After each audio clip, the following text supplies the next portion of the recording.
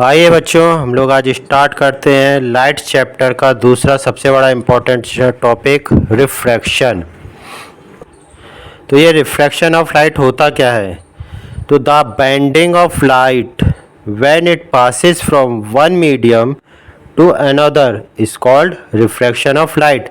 मतलब बेंडिंग करना लाइट का, लाइट अगर जा रही है और उसका बेंड हो जाना, कहीं से किनारे से बेंड होना, यही हमारा कहलाता है refraction. So the bending of light when it passes from one medium to another is called refraction of light।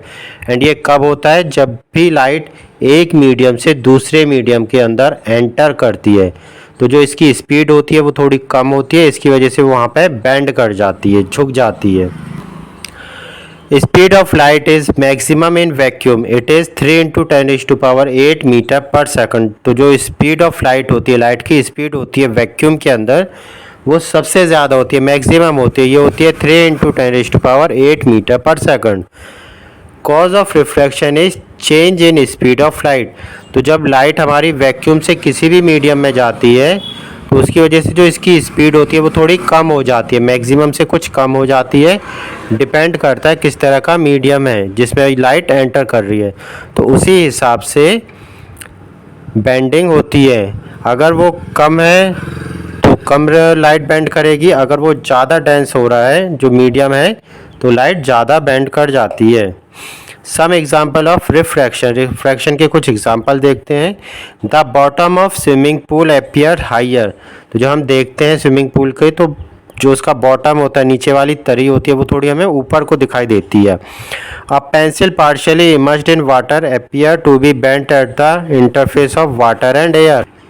तो अगर किसी ग्लास वगैरह में हम पेंसिल अपनी डिप करते हैं, तो एयर एंड वाटर के बीच में उसको हमें बेंड हुई दिखाई देती है पेंसिल, ऐसा महसूस होता है। एक्चुअल में नहीं होता है, लेकिन बिकॉज ऑफ रिफ्रैक्शन हमें ऐसा लगता है कि यहाँ से बेंड हो रही है। Lemon placed in a glass tumbler appear bigger. तो जो ग्लास टम्बलर में लेमन होता है वो हमें बड़ा दिखाई देता है। And letters of a book appear to be raised when seen through a glass slab.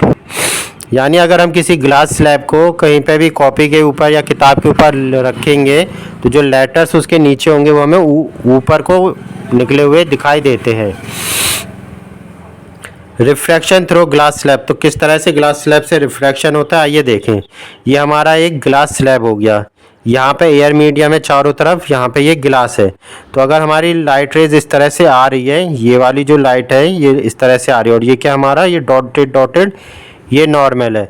तो ये नॉर्मल के साथ एक एंगल बनाएगी, एंगल आई है ना। तो यहाँ पे हम ये देख सकते हैं ये एंगल आई है, इसके और इसके इस तरह से बीच में बन रहा है।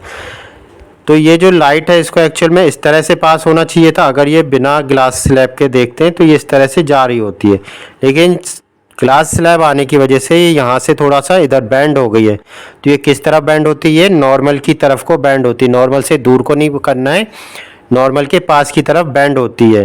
क्यों? क्योंकि एयर और ग्लास में से डेंसर कौन सा होता है? हमारा ग्लास। तो जो भी मीडियम हमारा डेंसर होता है उसके नॉर्मल की तरफ हमारी रेज आ जाती है। देन जब ये यहाँ से बाहर निकलेगी, यानी कि ग्लास स्लैब से बाहर निकलेगी, तो जो रेस थी वो इस तरह से आके यहाँ को बैंड हुई थी, अगेन इस तरफ को वापस से बैंड हो जाएगी। अब किस तरफ को बैंड होगी? नॉर्मल से दूर होगी। कैसी होगी? नॉर्मल से दूर होगी, क्योंकि अब डेंसर मीडियम से वो रेयरर मीडियम में आ रही है। यानी कि ग्लास हमारा डेंस होता है और जो हमारी एयर है वो थोड़ी रेयरर होती है, तो इसमें नॉर्मल से दूर की तरफ आएगी। डेंसर में नॉर्मल के करीब आती है, और डेंसर से जब रेयर में जाएगी तो नॉर्मल से दूर की तरफ जाएगी हमारी रे। तो इस तरह से जाती है। लेकिन ये किस तरह से होगा? जो ये हमारी रे एंटर कर रही थी इसी के पैरेलल में आएगी। भले डिस्टेंस आ गया यहाँ पर, लेकिन अगर हम इसको प्रोड्यूस करेंगे तो इसके पैरेलल में ही हमारी ये वाली रे जो फाइनल रे आएगी वो पैरेलल आएगी हमारी स्टार्टिंग वाली रे के, लेकिन डिस्टेंस इसमें आ जाएगा, है ना। तो इसी डिस्टेंस को हम क्या कहते हैं? लेटरल डिस्प्लेसमेंट या लेटरल डिस्टेंस कहते हैं। तो आइए देखते हैं इसके बारे में। The light emerged from a parallel side glass slab in a direction parallel with that in which it enters the glass slab, that is angle I is equals to angle E. यहाँ पे angle आई ये वाला बनता है, ये इस तरह से, एंड एंगल ई कौन सा बन रहा है? ये वाला। तो ये एंगल और ये एंगल आपस में कैसे होंगे? इक्वल होंगे। कैसे होंगे? इक्वल होंगे। इसको अच्छे से याद रखना है। लेटरल डिस्प्लेसमेंट डिपेंड्स ऑन, तो जो ये डिस्प्लेसमेंट हो रहा है ये कितना हो रहा है, ये किस पर डिपेंड होता है? Refractive index of the glass slab. Refractive index हमारा क्या होता है कि कोई भी चीज़ कितनी डेंस है ये बताता है, तो इसकी रिफ्रैक्टिव इंडेक्स पर डिपेंड करता है। दूसरी किस चीज़ पर डिपेंड करता है? ये thickness of the glass slab. जो ग्लास स्लैब हमने यूज़ किया है उसकी थिकनेस कितनी है, वो पतला है, मोटा है, ज़्यादा मोटा है, इस पर डिपेंड करेगा। एंड एक और चीज़, अगर ये जो हमारी इंसिडेंट रे है अगर ये नॉर्मल आती है, ये सरफेस पे अगर नॉर्मल आएगी तब ये हमें बैंड दिखाई नहीं देगी, बैंड करती हुई दिखाई नहीं देगी। क्यों? क्योंकि ये एंगल आई 90 डिग्री पे बनेगा नॉर्मल के साथ में, तो यहाँ से भी ये 90 डिग्री ही बनेगा। इन दिस केस ये हमें डायरेक्टली सीधे परपेंडिकुलर ही दिखाई देगी, ये बिना किसी बेंडिंग के। इस चीज़ को ध्यान रखना है। तो आई होप आपको रिफ्रैक्शन समझ में आया होगा टॉपिक। ये बहुत ही इंपॉर्टेंट टॉपिक है, इसको अच्छे से दोबारा से आप वीडियो को देख के समझ सकते हैं। Thank you.